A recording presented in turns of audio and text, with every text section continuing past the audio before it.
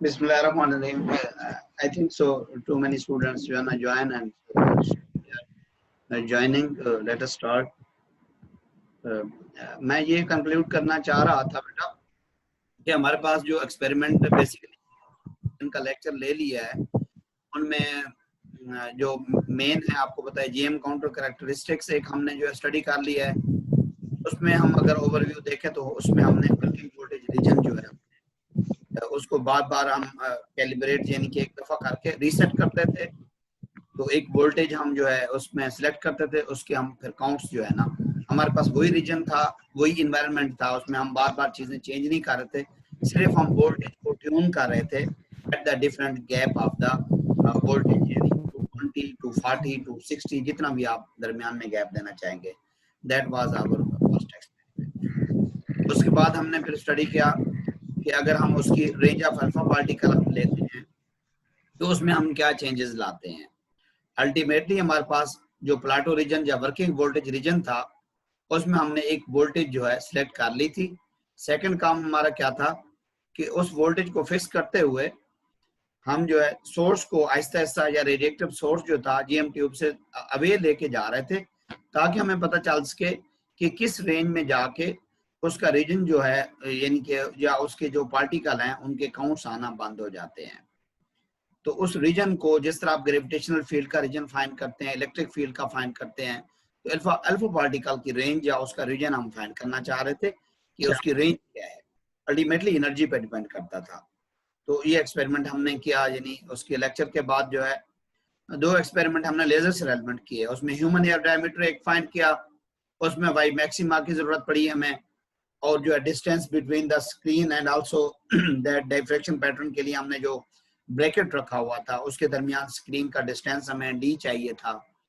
तो उसमें अल्टीमेटली आपको डायफ्रैक्शन पैटर्न के दरमियान 2 ब्राइट फ्रिंजेस या डार्क फ्रिंजेस के दरमियान से आपने वाई मैक्सिमम ले लिया और आपने वेवलेंथ जो है आपको लेजर की पहले गिवन थी पहले एक्सपेरिमेंट में वो आपने फाइंड कर ली। तो उसके अंदर आप वैल्यू पुट करते हुए lambda MD over Y maxima जो है उसका फार्मूला था। तो ह्यूमन हेयर डायमीटर 5 मीटर आपने जो है फाइंड कर लिया। उसके बाद एक एक्सपेरिमेंट हमने डेमोन्स्ट्रेट किया कि अगर हमें वेवलेंथ फाइंड नहीं है तो उसको मैंने आपको बताया था कि एक ब्रैग्स लॉ के फार्मूले से आप वेवलेंथ फाइंड करते हैं m lambda is equal to d sin theta. तो लैम्डा उसमें फाइंड करना था। m हमारा क्या है फ्रिंज ऑर्डर है। तो d sin थीटा क्या है d हमारे पास जो है जो आपके पास डिफ्रैक्शन ग्रेटिंग होती है उसमें 2 मेन लाइन होती हैं, उन 2 मेन लाइंस के दरमियान छोटी लाइंस कितनी है, स्मॉलर लाइंस। जितनी स्मॉलर लाइंस हैं 600 है तो 1/600 कर लेते हैं, डिवाइड कर लेते हैं 1 को। तो अगर 400 मिलीमीटर है तो 1/400 मिलीमीटर आप जो है उस तरह से आपके जो है डी आज गया था। तो एम लैम्डा आपका लैम्डा फाइंड करना था, एम फ्रेंज ऑर्डर है, अगर फर्स्ट फ्रेंज थी तो आपके पास जो है एम जो है यू कैन पुट 1। तो साइन थीटा थीटा आज फिर मैं आपको वो निकालना सिखाऊंगा। थीटा उस दिन भी हमने जो है फाइंड किया था, टेन थीटा से फाइंड की थी वैल्यू जब डिफ्रैक्शन पैटर्न बन रहा था। लेकिन in this Planck's constant formula जो है अगेन वी विल आल्सो, हाँ अब ये है कि प्लैंक्स कांस्टेंट हमारे पास जो है जो हम यूज करते हैं उसका मेन ऑब्जेक्टिव क्या है। ऑब्जेक्टिव ये है कि कोई भी स्टॉपिंग वोल्टेज आप इस्तेमाल करते हुए इंसिडेंट लाइट का जो है वो जो यानी कि उससे कितने जो है फोटो इलेक्ट्रॉन्स जो है निकलने के चांसेस हैं, उसमें ये जो है डायरेक्ट जो है प्लैंक्स कांस्टेंट इन्वॉल्व है। इसकी एप्लीकेशंस क्या हैं, Dirac equations, Schrodinger wave equations. जब कोई वेव्स जो है डिफरेंट एनर्जी डिफरेंट फ्रीक्वेंसी के साथ मूव कर रही होती हैं एक ऑसिलेटर से दूसरे ऑसिलेटर की तरफ, एक हमारे पास जो है टारगेट से इंसिडेंट जो है ना आगे किसी टारगेट की तरफ से इनके इंसिडेंट जो है सोर्स से टारगेट की तरफ जा रही होती हैं, उसमें हमें ये जो है उसकी जो है वेवलेंथ कितनी कम है या कितनी ज्यादा है, उसमें क्या चेंजेस आ रही हैं, उसको निकालने के लिए डायरेक्ट जो है आपका प्लैंक्स कांस्टेंट जो है इन्वॉल्व होता है। सबसे पहले इसको किसने इंट्रोड्यूस कराया, प्लैंक्स कांस्टेंट की वैल्यू जब फाइंड करने के लिए आइंस्टाइन ने इक्वेशन दी कि एनर्जी का जो लाइट की एनर्जी है उसका फ्रीक्वेंसी के साथ क्या ताल्लुक है और एनर्जी का वेवलेंथ के साथ क्या ताल्लुक है। पहले मैं आपको वो बता दूं, उसके बाद हम जो है उसकी तरफ आएंगे। बेटा आप एक टाइम पे जो है ना एडमिट कर लिया करना, क्योंकि again and again I have to restart the lecture then it's problem for me. ये देखिए जब आइंस्टाइन ने एक डेरिवेशन आपको दे दी कि E is equal to HF, this is the main equation. ये आइंस्टाइन, अगर आप किसी ने आइंस्टाइन को पढ़ना है, इस इक्वेशन का आपको पता नहीं है तो समझे आपको आइंस्टाइन की थ्योरी के बारे में या उसके एक्सपेरिमेंट के बारे में कुछ भी नहीं पता है।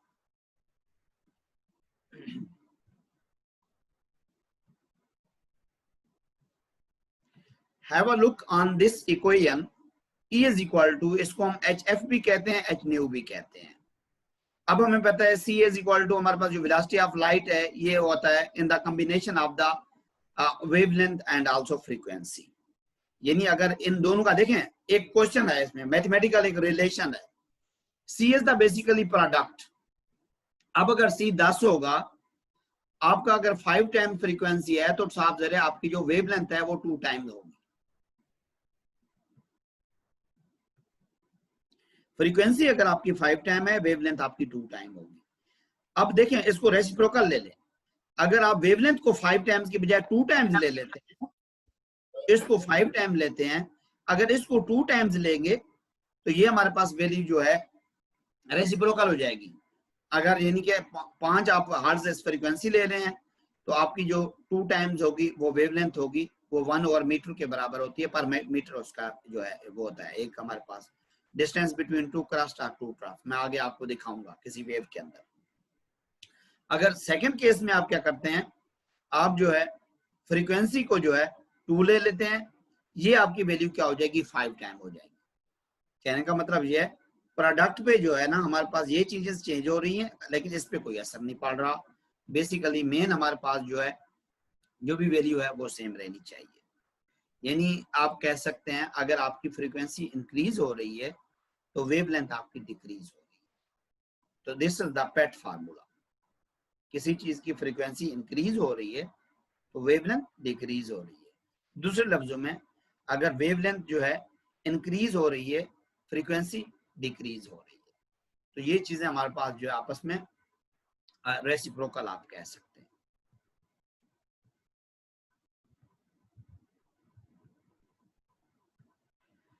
Look forward C is equal to lambda nu हमारे पास आ गया, C over lambda, E is equal to, अब अगर हम C ओवर लैम्डा इधर ही अप्लाई करते हैं तो ये वैल्यू आ जाएगी HC ओवर लैम्डा। अब इसमें what is H? H is the Planck's constant. देखे ना इसमें प्लैंक्स कांस्टेंट इन्वॉल्व है, क्योंकि आपको नहीं पता एक ऑसिलेशन के दौरान आपको कितनी एनर्जी और कितनी फ्रीक्वेंसी की वेव्स आपको ट्रांसमिट हो रही है। देखिए कलेक्टिवली तो आप फाइंड कर सकते थे, लेकिन सिंगल जब एक वेव जा रही है उसमें आप कितनी एनर्जी कितनी फ्रीक्वेंसी जो है ना आप इस सिंगल ऑसिलेशन में आपको मिल रही है, तो उसमें प्रॉब्लम आ रही थी।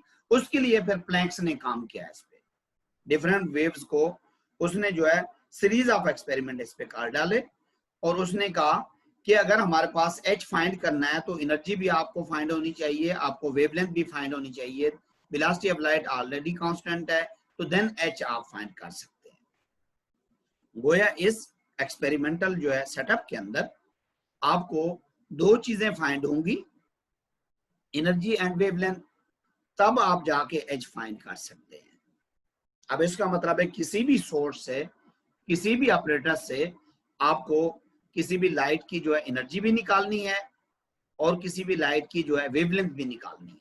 ये दोनों चीजें आपको बेशक डिफरेंट जो है एक्सपेरिमेंट के अंदर देख लें, एक एक्सपेरिमेंट में आप एनर्जी फाइंड कर लें, दूसरे में आप वेवलेंथ फाइंड कर लें, तो आपको एच जो है अल्टीमेटली ये कांस्टेंट वैल्यू जो है ये आपको फाइंड हो जाएगी। एक तो आपकी जो प्योर वैल्यू है जो कि आप पढ़ते आ रहे हैं 6.034 10⁻34 जूल सेकंड, इसकी यूनिट जो होती है जूल सेकंड होती है।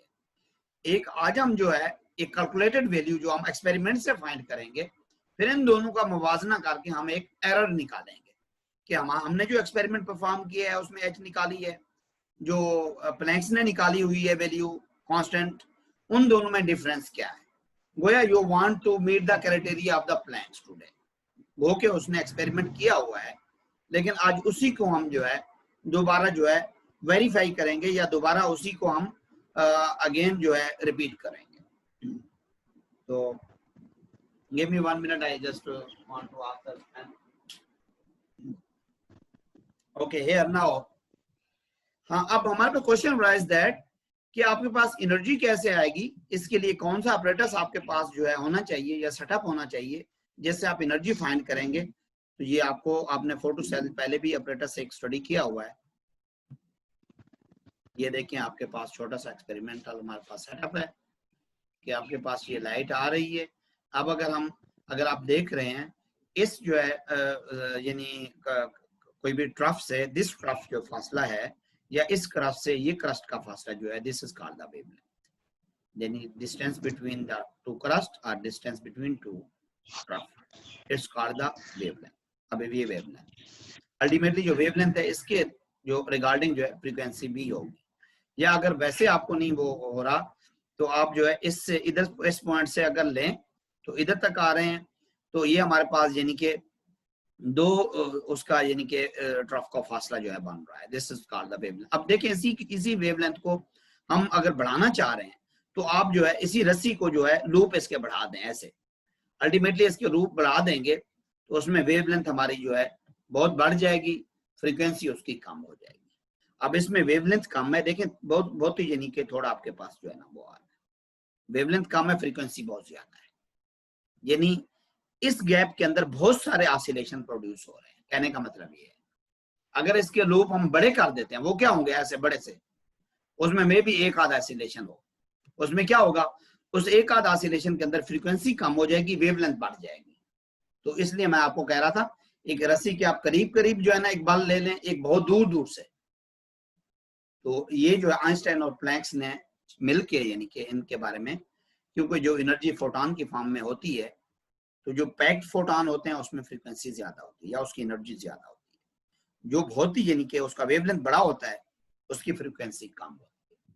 तो ये इसलिए हमें पता है कि इन लोगों ने, इन साइंटिस्ट ने हमें ये काम करके दिया है, जिसकी बदौलत आज हम इस काबिल हैं कि हम बता पा रहे हैं कि वेवलेंथ होता क्या है, और अगर एक वेवलेंथ को बड़ा करना है तो रस्सी का हमारे पास जो है ऑसिलेशन कम कर दें, यानी ये आपके पास ऑसिलेशन अगर मैं लेट्स सपोज जो है 1 2 3 4 5 6 ऑसिलेशन आ रहे हैं, अगर 2 ऑसिलेशन कर लेते हैं तो अल्टीमेटली वेवलेंथ बहुत बड़ी हो जाएगी, फ्रीक्वेंसी हमारे पास जो है उसमें बल भी कम हो जाएंगे। क्यों? क्योंकि उसकी हमारे पास जो है रिलेशन है वो बता रहा है कि फ्रीक्वेंसी जो है कम होने के साथ वेवलेंथ बढ़ जाती है।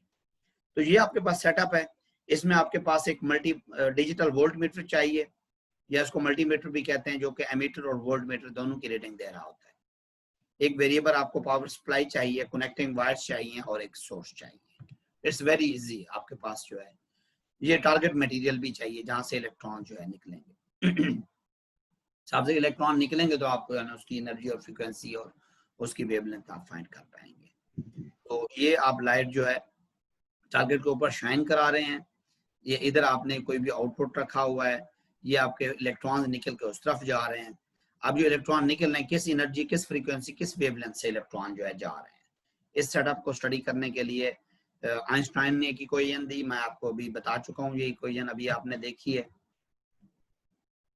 गोया आपको सेटअप में जो है डिजिटल मल्टीमीटर चाहिए, सप्लाई चाहिए, कनेक्टिंग वायर चाहिए, टारगेट मटेरियल चाहिए और आपको सोर्स चाहिए लाइट। जिस सोर्स से पे आप यानी कि वो टारगेट करेगा उसके बाद इलेक्ट्रॉन निकलेंगे। निकालना क्या चाह रहे हैं, एच निकालना चाह रहे हैं। उस एच का हमारे पास रिलेशन क्या है, बैकग्राउंड नॉलेज में जाए तो उसकी डेरिवेशन जो प्लैंक्स ने की थी, H is equal to E lambda over C. मैंने आपको पहले बताया कि ई और लैम्डा इसमें आपको एक्सपेरिमेंटली आपने फाइंड करनी है। एक इक्वेशन है कि काइनेटिक एनर्जी हमारे पास जो फोटो इलेक्ट्रॉन्स ये निकल रहे हैं, यही जो इलेक्ट्रॉन्स निकल रहे हैं इनके खास काइनेटिक एनर्जी होगी जिस काइनेटिक एनर्जी से ये इलेक्ट्रॉन्स निकल रहे हैं। अब अगर आप ये वोल्टेज जो है ये कम या ज्यादा करते हैं तो वो कहता है इसका डायरेक्ट जो है इस पोटेंशियल डिफरेंस का ताल्लुक है किन के साथ, इन फोटो इलेक्ट्रॉन्स के साथ। कैसा ताल्लुक है वो आप ये देखें कि energy is equal to 1/2 mv² is equal to potential difference and charge on electron, यानी VE के बराबर होता है। फोटो इलेक्ट्रिक इफेक्ट में अगर हम देखते हैं तो दीज आर द बेसिकली जो वोल्टेज प्रोवाइड कर रहे हैं, तो उस कैथोड और एनोड को जिसकी तरफ इलेक्ट्रॉन मूव कर रहे हैं, और ये चार्ज ऑन इलेक्ट्रॉन है। ये आपके पास आएगी कैसे, जितनी काइनेटिक एनर्जी यानी कि इंक्रीज होगी इन दोनों के कॉम्बिनेशन से, potential difference and charge of electron के कॉम्बिनेशन की वजह से ये चीज इंक्रीज हो रही है, यानी these are the directly proportional. तो अगर हम एक एनर्जी लमसम हम देखते हैं कि आपके पास जो है E is equal to kinetic energy, potential difference हमारा ये है, चार्ज ऑन इलेक्ट्रॉन ये है, इन दोनों को आप मल्टीप्लाई करते हैं तो ये वजह 3.3 × 10⁻⁹ जो है आपके पास जूल के बराबर एनर्जी आ रही है। यानी एक स्पेसिफाई हमने एक टिपिकल वैल्यू आपको दे दी है कि इसमें हमने ये बता दिया है। ये बेसिकली जो है प्लैंक्स डेरिवेशन में हम बैकग्राउंड नॉलेज हम स्टडी करना चाह रहे थे कि जो आइंस्टाइन ने इक्वेशन दी थी E is equal to H nu, इसमें हमारे पास जो है बेसिक जो हिस्ट्री क्या है, क्योंकि इसने ये तो बता दे कि एनर्जी जो है फोटॉन की एनर्जी पैकेट्स की फॉर्म में होती है और उसमें NH न्यू भी कहा था उसने, लेकिन उसने ये नहीं बताया था कि हमारे पास जो है कि एक जो है पैकेट के अंदर जो है अगर ऑसिलेशन कम या ज्यादा हो जाए तो उसमें H पे क्या फर्क पड़ता है, जो ये H है। तो इसको फिर प्लैंक्स ने जो है ना इसको डिस्क्राइब किया था और उसने इसको फोकस किया था, जो आज हम स्टडी कर रहे हैं। गोया हमारे एक्सपेरिमेंट के अंदर जो है एक वैल्यू आ रही है कि E इज इक्वल V0 आप इधर से एनर्जी आपने फाइंड कर ली है। अब we are going to the next slide. अब हमने ये इक्वेशन जो अभी निकाली थी यही वाली E लैम्डा ओवर C जो है आपने देखी हुई है।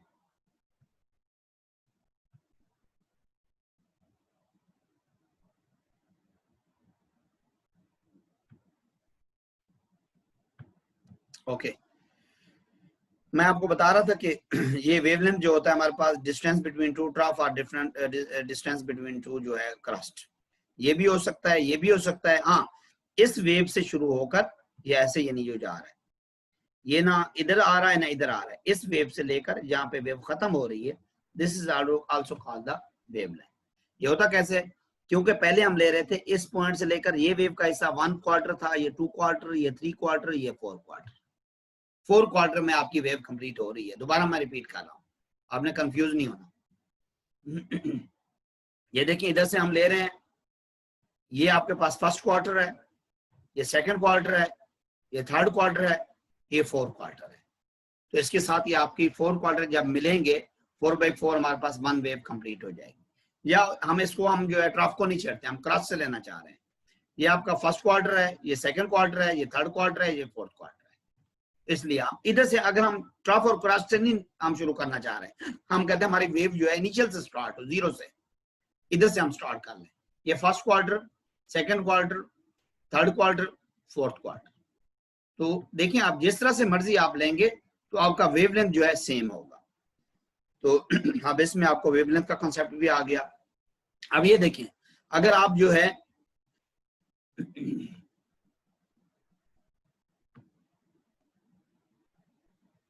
कुछ बच्चे मेरे ख्याल में ज्वाइन करना चाह रहे हैं, बट पता नहीं सिग्नल का मसला ये क्या है।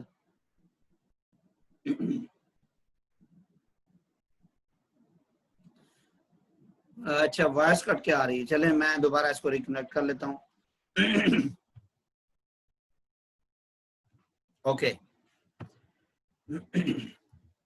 ये बेटा मैं आपको पहले कह रहा था कि ये देखें, इसमें हमारे पास जो वेवलेंथ है कितना स्मॉल वेवलेंथ है, इसकी निस्बत अगर हम जो है अगर इसी चीज को हम कंपेयर करते हैं इस वाली इक्वेशन के साथ, देखें ये जो है इसका बहुत सारा वेवलेंथ जो है ना इधर से लेकर इधर तक बांध रहा है। अब ये वेवलेंथ ये वाला और ये wavelength, you can also have a difference कि कितना कम वेवलेंथ है। मैंने आपको बताया जितनी कम वेवलेंथ होगी उतनी उसकी फ्रीक्वेंसी ज्यादा होगी, उतनी उसकी एनर्जी ज्यादा होगी। अब हम तीन रिलेशन हम पढ़ चुके हैं। E is directly proportional to the frequency, E is inversely proportional to the wavelength, frequency is inversely proportional to the wavelength. ये तीन रिलेशन आपको याद होने चाहिए।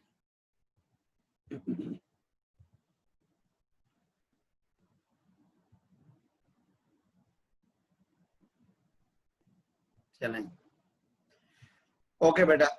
वही आप जो है ये बेटा आप, इसलिए मैं आपको again and again I want to repeat because इंशाल्लाह वेरी सोन जो है you will be professor, you will be doctors, PhD doctors are in the pious. तो ये चीजें नॉर्मल होती हैं। आपको कोई भी रीडिंग के लिए कहता है कि ये जरा करके ले अकाउंट्स, तो ये आपको मसला नहीं होगा। और टीचिंग करने में भी किसी ने टीचिंग करनी है, आगे जाके लेक्चर लगना है, तो उनके लिए भी प्रॉब्लम नहीं होगी। ये चीज आपकी क्लियर होनी चाहिए। कहने का मतलब ये था। अब इसमें देखिए एनर्जी पैकिंग जो है हमने बढ़ा दी है। एनर्जी पैक्ड अगर बढ़ा दी है तो फ्रीक्वेंसी इंक्रीज हो जाएगी, अल्टीमेटली वेवलेंथ कम हो गया है। देखें वेवलेंथ बिल्कुल छोटा सा रह गया है, ये देख लें। अगर इसी को हम देखें, इसमें देखें एनर्जी पैकिंग कम है। एनर्जी ये प्लैंक्स और आइंस्टाइन का जो है आपस में कंबाइंड नजरियात मैं आपको बता रहा हूं, क्योंकि प्लैंक्स ने सिर्फ एच पे जो है ना फोकस किया था। ये अब ये देखें वेवलेंथ इंक्रीज हो गई है, तो इसका मतलब एनर्जी और फ्रीक्वेंसी कम हो गई है। क्यों कम हो गई है? इसमें एनर्जी देखें ये कितना क्लोज आपके ऑसिलेशन, बहुत सारे ऑसिलेशन जो कि एनर्जी दे रहे हैं, इसमें बहुत ही कम, इसका जो है मोमेंटम कम होगा। क्यों?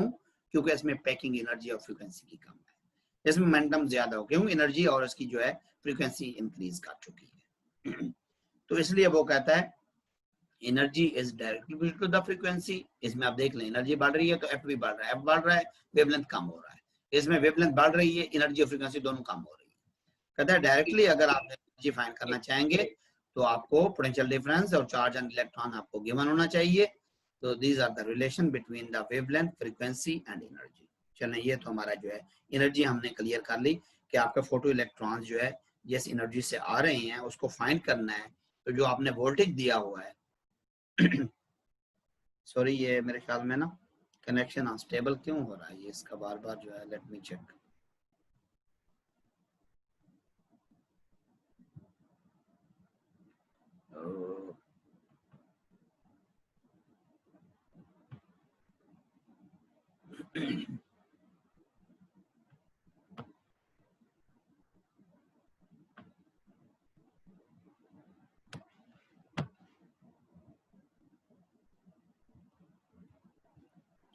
अच्छा, जो आवाज कट कट के आ रही थी मैं दोबारा थोड़ा सा रिपीट कर लूं।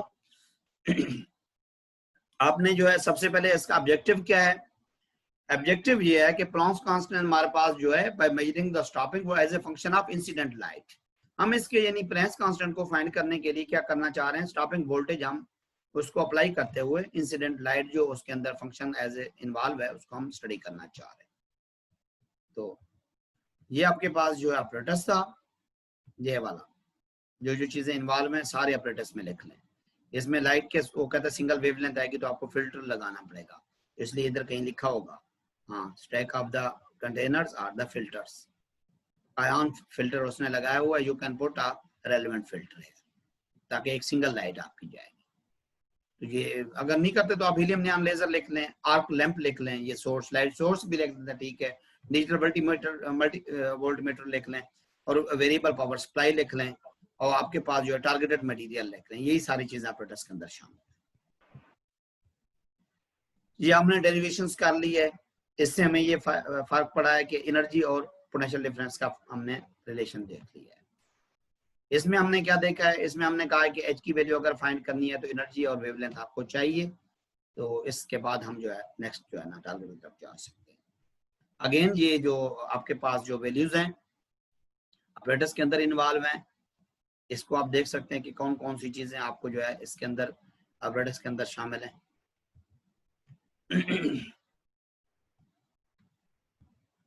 हाँ जी, अब इसमें वो कहता है डिफरेंट मटेरियल, जिस तरह कुछ एटॉमिक वेट ऐसे हैं जिनका एटॉमिक नंबर बहुत ही कम है, हमारे पास कुछ ऐसे जो है ना पीरियोडिक टेबल में जिनका एटॉमिक नंबर ज्यादा है, अल्टीमेटली उनमें से जो फोटो इलेक्ट्रॉन्स निकलेंगे तो जिनको जो है एस्केप कराने के लिए ज्यादा एनर्जी चाहिए होगी।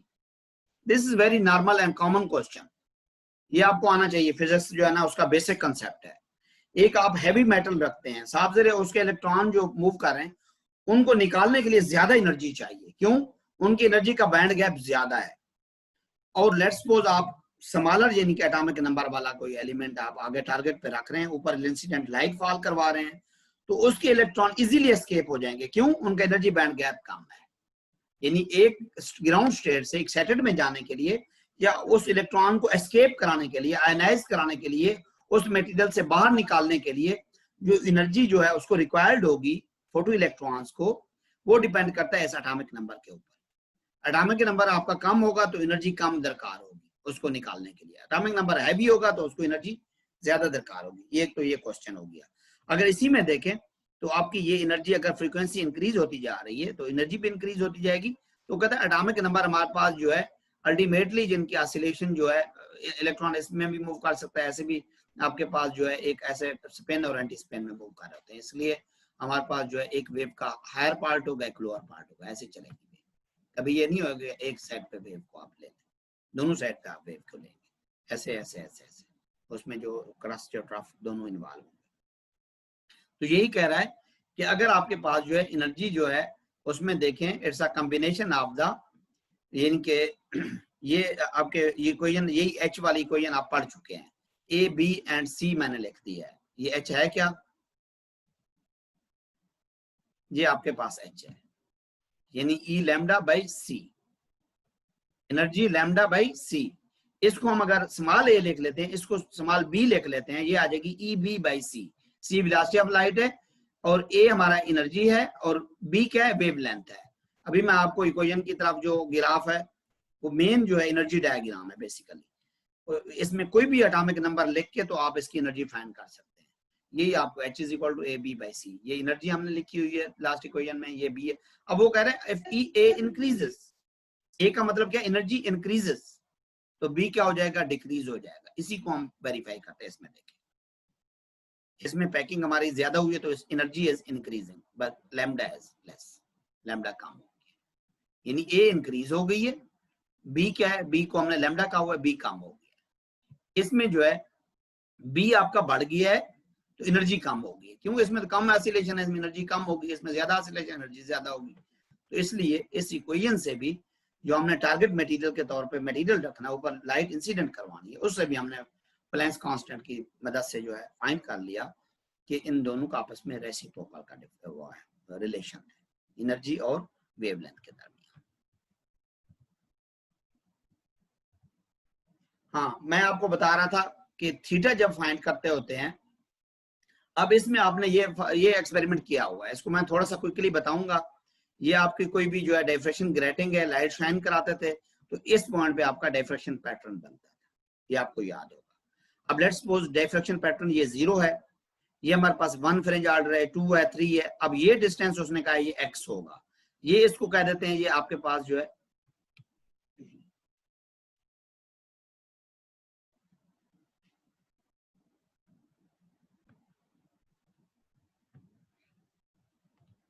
Let me continue. ये इधर ये समझे लाइट सोर्स पड़ा हुआ था, लाइट सोर्स से आगे ये आपके पास कोई डिफ्रैक्शन ग्रेटिंग पड़ी हुई है, साफ जरा उसकी डिफ्रैक्शन ग्रेटिंग की जो है स्मॉल लाइंस भी होंगी, मेन लाइन भी होंगी। अब उस डी स्मॉल डी को फाइंड करने के लिए हमने जो फार्मूला इस्तेमाल करना है वो होगा D इज इक्वल टू, आगे जाके मैंने बताया भी हो,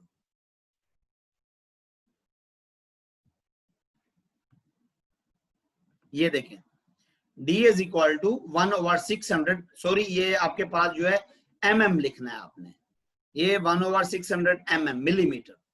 तो आगे जब इसको हम कन्वर्ट करेंगे तो ये बन जाएगा 1.6 मैंने 6 मीटर, ये मिलीमीटर है। 1/600 600 मिलीमीटर, यानी 1 मिलीमीटर में 600 छोटी छोटी लाइंस थी।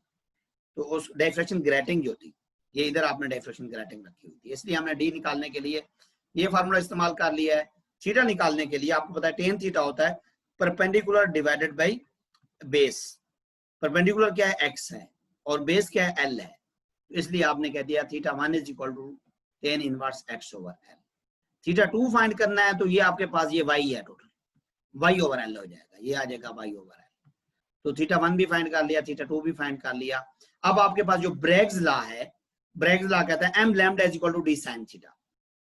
आप इसमें फाइंड क्या करना चाह रहे हैं, क्योंकि एनर्जी हमने उस वक्त फाइंड कर ली थी, एनर्जी का हमने कहा था कि वोल्ट पे डिपेंड कर रही है, वोल्टेज पे। E is equal to V naught E, charge and electron जो है ई। अब वेवलेंथ फाइंड करने के लिए lambda is equal to D sine theta divided by M. अब आपके पास थीटा भी आ गया है, एम आपके पास फर्स्ट फ्रेंज है तो आपके पास m1 आ जाएगा। तो 1 lambda is equal to D आपने इससे ले लिया है, डी आप जो है इस इक्वेशन से ले लें कि मेन लाइन के अंदर छोटी छोटी लाइंस कितनी है, 600 मिलीमीटर है, तो ये वैल्यू आ जाएगी। अब अगर पुट करें, डी भी पुट कर लें, थीटा भी पुट कर लें, एम भी पुट कर लें, तो lambda easily you can calculate. देखिए मैं आपको दोबारा बता रहा हूं, आपने एनर्जी किस फार्मूले से फाइंड की है, एनर्जी इस फार्मूला से फाइंड की है। जो एक्सपेरिमेंट अभी आपको डेमोन्स्ट्रेशन की मैं एक लिंक भेजूंगा, उन्होंने जो एनर्जी फाइंड की होगी वी नॉट ई से फाइंड की होगी। और वेवलेंथ कैसे फाइंड किया है, वेवलेंथ जो है डाइफ्रैक्शन ग्रेटिंग रख के, सोर्स रख के, उसमें ब्रेग्स लॉ अप्लाई किया है। अब आपके पास एनर्जी भी आ गई है और वेवलेंथ भी आ गई है। अब मल्टीपल वोल्ट मीटर आपने लगाया हुआ, एलईडी लगाई हुई है, यही एलईडी, ये आपने जो है ये जो फोटो इलेक्ट्रॉनिकल है इधर एलईडी लगाई हुई है। अब इसकी वोल्टेज कम या ज्यादा कर रहे हैं तो आपकी डायरेक्ट एलईडी में जो है ब्लिंकिंग हो रही है, कभी कम हो रही है कभी ज्यादा हो रही है। इसका मतलब है जब आप पोटेंशियल डिफरेंस बढ़ाते हैं, फ्रीक्वेंसी एनर्जी बढ़ने की वजह से वो जो ग्लो करना है उसका बढ़ जाता है। जो एलईडी आपने लगाई हुई है इधर आउटपुट के डिवाइस के तौर पे, उसका ग्लो करना इंक्रीज हो जाता है। जब वोल्टेज कम करते हैं तो उसका ग्लो करना कम हो जाता है। इसका मतलब है बेसिकली आप इस वोल्टेज से जो फोटो इलेक्ट्रॉन निकल रहे हैं उनकी एनर्जी और वेवलेंथ को वेरी करवा रहे हैं। अब जब वेरी करवा रहे हैं तो उस फार्मूले को फाइंड करने के लिए हमने ये इक्वेशन दी है। अब आपके पास मेन टेबल आएगी, ये जो हमने प्लैंक्स कांस्टेंट में बनानी है। बेसिकली बेटा जो भी हमने अभी तक पढ़ा है वो that was the background knowledge. तो ऑब्जर्वेशन कैलकुलेशन के अंदर जो है आपको ये वाली जो है टेबल आपको ड्रा करनी पड़ेगी। पहले कॉलम में आपने लिख लिया वोल्टेज, पहले कॉलम में आपने लिख लिया वोल्टेज, दूसरे कॉलम में आपने लिख लिया वेवलेंथ, तीसरे में एनर्जी, चौथे में आप प्लैंक्स कांस्टेंट की वैल्यू। आप जो है ना इसके अंदर मैंने आपको फार्मूला ऑलरेडी बता दिया है। अब आप जो है क्या करते जा रहे हैं आप जो है आपके पास जो है वोल्ट मीटर है, वोल्टेज को आप वेरी करते जा रहे हैं तो उसकी एनर्जी जो है एलईडी जो है लाइट जो है वो आपको जो है एनर्जी चेंज होती हुई मिल रही है। अब ये देखें अगर पहले आपकी वोल्टेज 1.53 थी तो आपकी एनर्जी इतनी थी, अब आपने वोल्टेज बढ़ा दी, एनर्जी आपकी बढ़ गई। आपने मजीद 1.75 कर ली, एनर्जी मजीद बढ़ गई। हाँ अगर इस ये रिलेशन वेवलेंथ के साथ हम देख रहे हैं, वेवलेंथ क्योंकि मैंने आपको वेवलेंथ का भी फार्मूला बता दिया है, इसी सोर्स को हम इस्तेमाल करते हुए मल्टीपल फार्मूले यानी कि एक्सपेरिमेंट जो है ना स्टेप करते हुए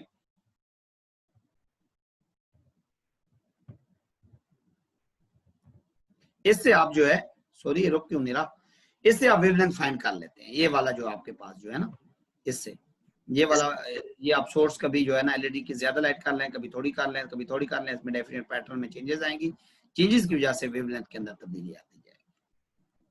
तो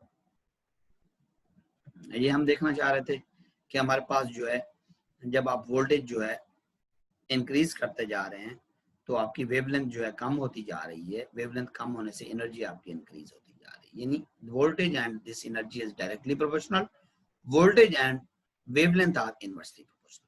तो इसलिए आपने एच प्लैंक्स कांस्टेंट की वैल्यू जो है 4 रीडिंग ली है हमने, तो उसका जो है फिर एक्सपेरिमेंटल जो है उसको हमने उसकी लमसम की एवरेज लिया है, तो एवरेज वैल्यू और एक्चुअल में क्या डिफरेंस है you can calculate by using the error. ER OR होता है, इधर ER लिखा गया है। तो ये आपके पास ये actual value minus calculated value divide by actual value multiply by 100। अब ये एक्चुअल वैल्यू आप इधर रख लेंगे, माइनस कर लेंगे, ये डिवाइडेड बाय एक्चुअल कर लेंगे। बेटा आप कोई चीज़ समझ नहीं है तो यू कैन आस्क, मैं आपको इसके जो एक्सपेरिमेंट के कुछ लिंक हैं वो भी मैं आपको भी सेंड करता हूँ, इसके इख्तिताम पे व्हाट्सएप पे आपको सेंड कर देता हूँ, और जो डाटा है वो भी आपको सेंड कर देता ताकि आप जो है इसको देखें और इसका जो है ना आप कैलकुलेट करना सीखें।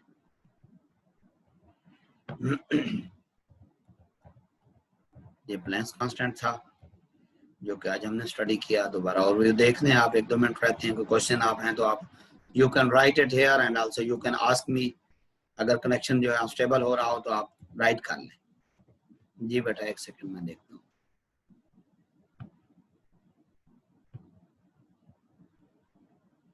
यू वेलकम बेटा।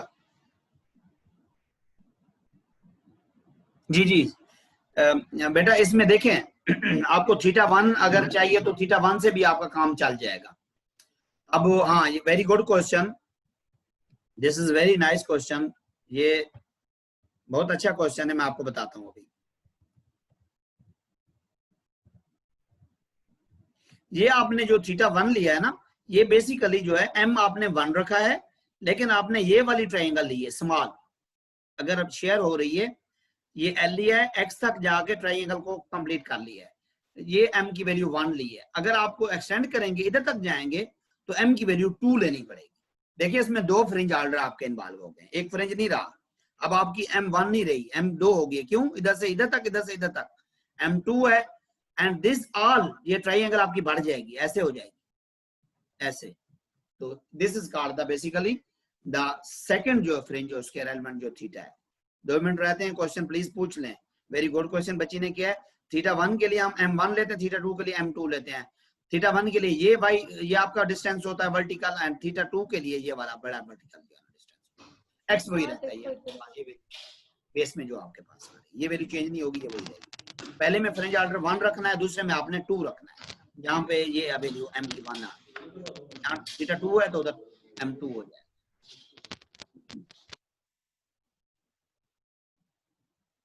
हाँ, स्टॉपिंग वोल्टेज बेटा, स्टॉपिंग वोल्टेज वो वोल्टेज है हमारे पास, हम ट्रेस करेंगे जिस पे आपके फोटो इलेक्ट्रॉन आना बंद हो जाएंगे। बेसिकली मैंने आपको बताया ना कि वोल्टेज को वेरी करके हम वो एनर्जी प्रोवाइड कर रहे हैं मेटल के अंदर, जो इलेक्ट्रॉन जो अपने अपने मदार में मूव कर रहे हैं उनको हम एनर्जी दे रहे हैं ताकि इधर से एस्केप हो, उनका ज़हन खराब करें ताकि एस्केप होकर बाहर चले जाएं, उस एनर्जी को छोड़ दें। अब वो वैल्यू जिस पे वो अपनी एनर्जी लेके भी उनको जो है जो कि एस्केप करने का बायस ना बन सके, that voltage is called the stopping potential. और जो वोल्टेज आपकी मिनिमम वोल्टेज जिससे वो आपके जो इलेक्ट्रॉन जो अपने जो है मदार में मूव कर रहे हैं वो एस्केप हो जाएंगे, that is called the threshold potential. देखें 2 किस्म के पोटेंशियल इधर इन्वॉल्व हो ना, stopping potential, stopping voltage, and threshold voltage, threshold potential. Voltage या पोटेंशियल एक ही चीज है जो कि हम V से जाहिर करते हैं। स्टॉपिंग वो है जिसपे आपके फोटो इलेक्ट्रॉन आना बंद हो जाए यानी मेटल सरफेस से। अब थ्रेशोल्ड वो है जिसपे स्टार्ट हो जाए, हाई तक जहां तक मर्जी वर्क फंक्शन तक जा सकते हैं, उसके इंक्रीज होता जाएगा। तो यू वेलकम बेटा। तो और कोई क्वेश्चन है तो क्वेश्चन वेलकम, इसको अच्छी तरह से आपने करना है। अभी भी फायदा अगर आपको नहीं देगा तो बाद में जब आप इंशाल्लाह प्रैक्टिकल लाइफ में आएंगे तो ये चीजें आपको क्लियर होनी चाहिए, सॉलिड होनी चाहिए, वरना आपको गड़बड़ कर बैठेंगे। तो यू वेलकम बेटा।